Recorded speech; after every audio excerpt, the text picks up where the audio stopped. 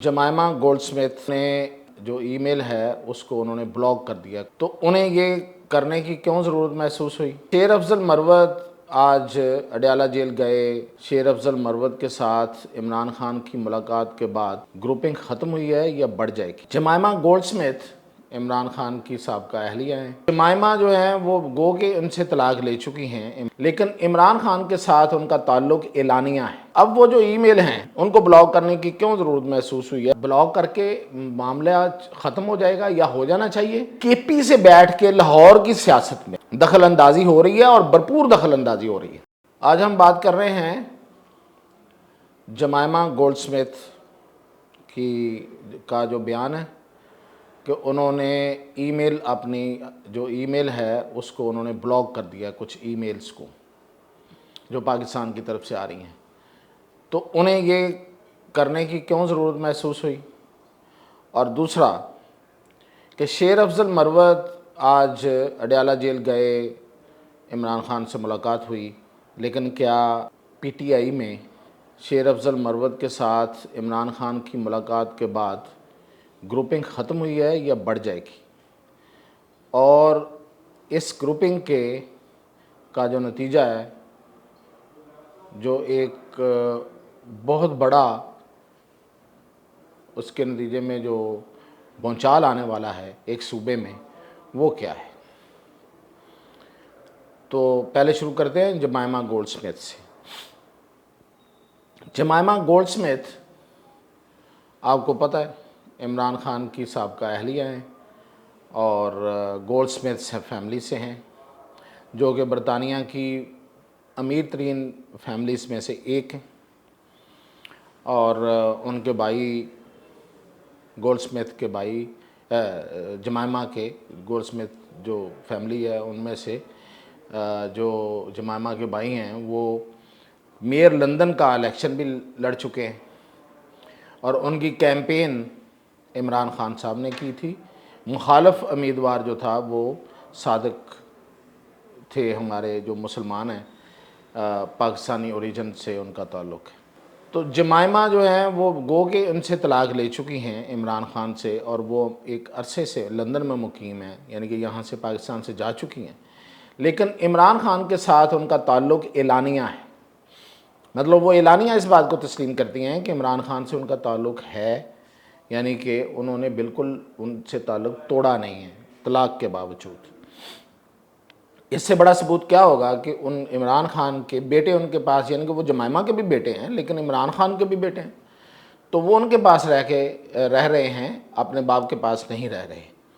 तो सारा उनकी जो अपब्रिंगिंग है, उनकी तालीम और तरबियत है, उनका सब कुछ जो है वो उनकी वालदा कर रही हैं।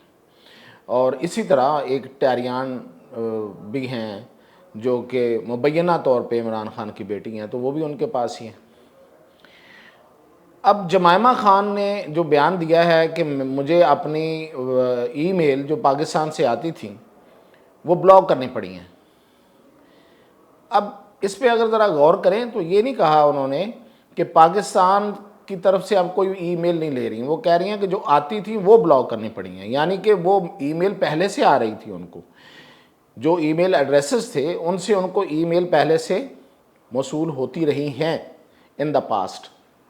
अब उन्होंने उनको ब्लॉक किया है। इसका एक ही मतलब, यही एक इसकी रीडिंग का जो उनके बयान है उसका ये मतलब निकलता है। अब वो जो ईमेल हैं उनको ब्लॉक करने की क्यों ज़रूरत महसूस हुई है? तो ज़राए ये कहते हैं कि रऊफ़ हसन के फ़ोन ने बहुत कुछ खोला है, बड़ा पंडोरा बॉक्स खोल दिया है।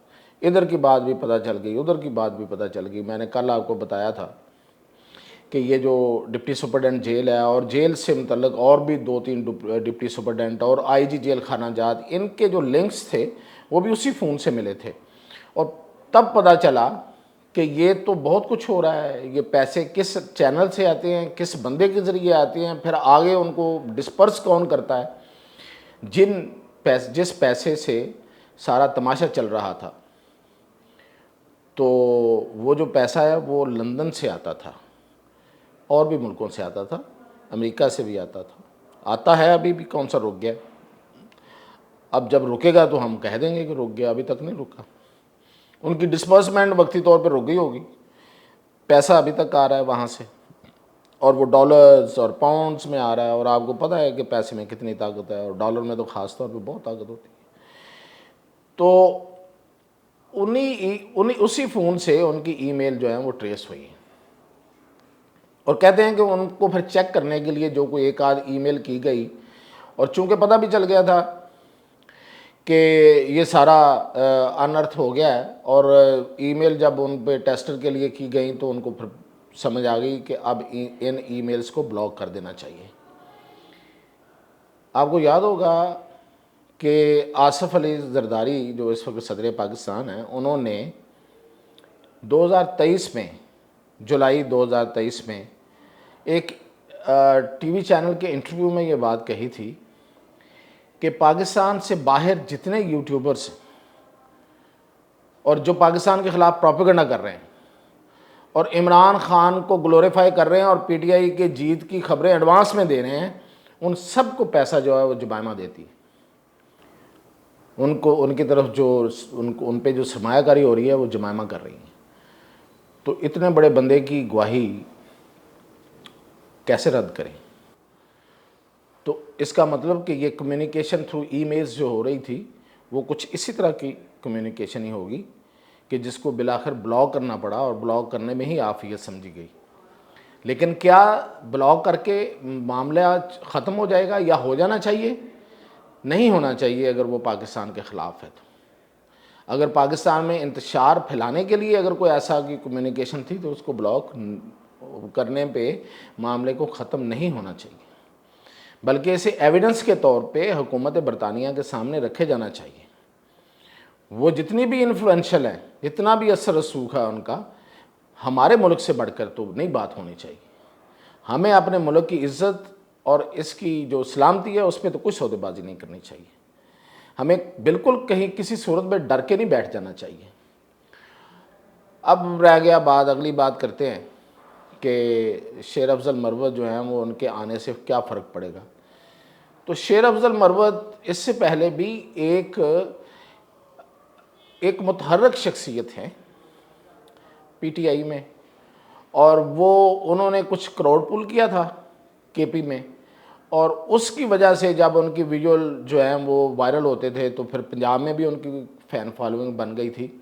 ان کی فین فالوئنگ تو تھی، اب کم بھی ہو گئی ہے ظاہر ہے، کیونکہ بہت سی چیزیں جب سامنے دوسرے مخالفین لے کے آئے اور ان پہ الزامات لگائے اور ان الزامات کے حق میں انہوں نے دلائل دیے اور ثبوت دیے، تو لوگ ظاہر ہے پھر افیکٹ تو ہوتے ہیں۔ جو فین فالوئنگ جو ہوتی ہے نا، یہ ہوا کی طرح ہوتی ہے، ایسے آ جاتی ہے ایسے چلی جاتی ہے زیادہ تر کیسز میں۔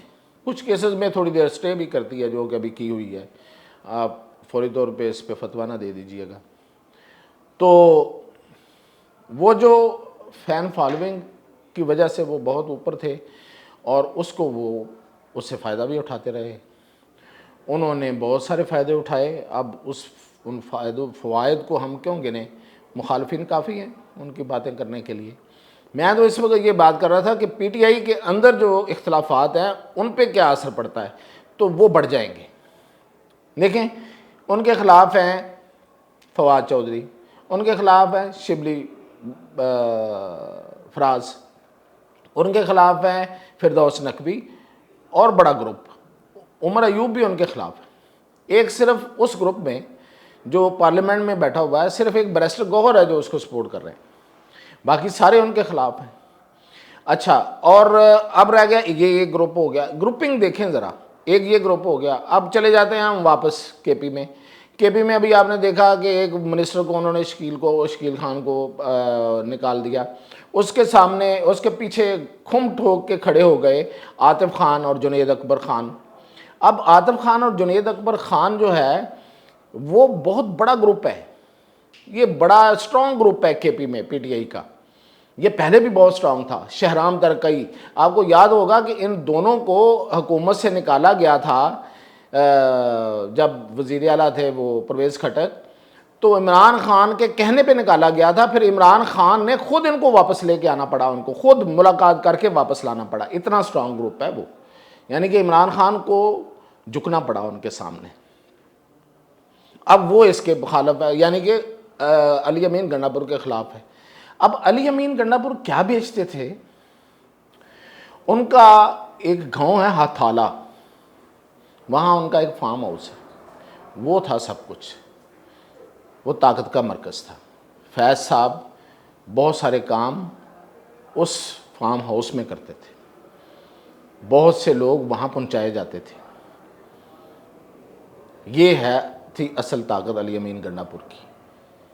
اور فیض کے جانے کے بعد تو بہت سے لوگ بے فیض ہو گئے، ان کے ہاتھ میں کچھ نہیں رہا، جو چمتکار دکھاتے تھے وہ ختم ہو گیا۔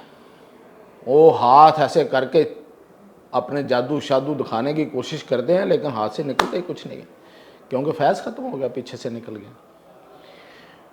تو اب یہ عاطف خان گروپ جو ہے یہ گرائے گا علی امین گنڈا پور کو، اور یہ میں آپ کو بتا رہا ہوں کہ یہ اختلافات جو ہیں وہ کم نہیں ہوئے، وہ بڑے ہیں۔ تو سب سے پہلا کھڑاک اور بڑا کھڑاک، پہلا تو نہیں خیر لیکن بڑا کھڑاک جو آپ کو نظر آئے گا وہ کے پی میں آئے گا، اور وہ علی امین گنڈا پور کے خلاف ایک مضبوط محاذ بن کے اس کو گرائیں گے، اور اس کو کوئی نہیں روک سکے گا۔ اور جو گروپنگ ہے وہ شاندانہ گلزار ایک طرف ہیں، اور جو سواتی گروپ ہے، اور وہ انہوں نے پنجاب میں میاں اسلم اقبال کو لیا ہوا ہے، اور مخالف یہاں پہ حماد اظہر ہیں۔ حماد اظہر کو دوبارہ کہا گیا پریزیڈنٹ بننے کے لیے کہ سنبھالو آپ پنجاب کی صدارت، لاہور کا صدر ان سے چھین لیا گیا ہے، حماد اظہر کیسے آئے گا سامنے؟ اب اگر شیر افضل مروت جو ہے وہ جلسے کے لیے وہاں سے چلتا بھی ہے تو کیا کر لے گا بھائی؟ کتنے لوگ وہاں سے لے کے چل پڑے گا؟